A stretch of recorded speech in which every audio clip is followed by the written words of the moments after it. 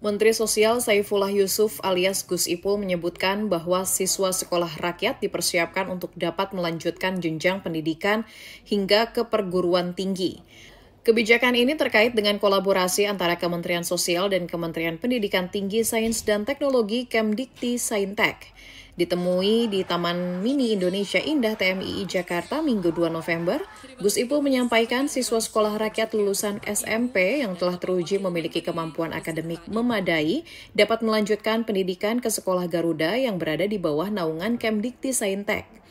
Dengan demikian, jenjang pendidikan siswa sekolah rakyat utamanya yang menguasai bidang sains dan teknologi tak hanya terbatas sampai SMA, tetapi mereka dapat melanjutkan hingga ke perguruan tinggi.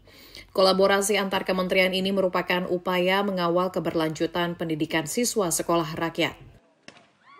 Iya, karena untuk SMA aja sekitar 6 ribuan ya, yang akan lulus di tahun 2028.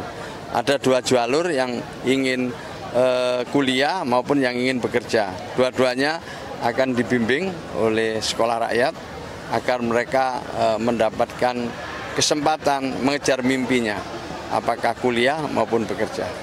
Ya. Hingga Oktober 2025, pemerintah telah meluncurkan sebanyak 16 sekolah Garuda. Sebanyak 12 diantaranya merupakan sekolah Garuda Transformasi dan 4 lainnya adalah sekolah Garuda Baru.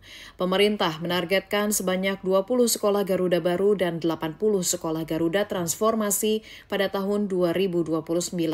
Dari Jakarta, Cahyasari, Setyan Kaharviana, Kantor Berita Antara, mewartakan.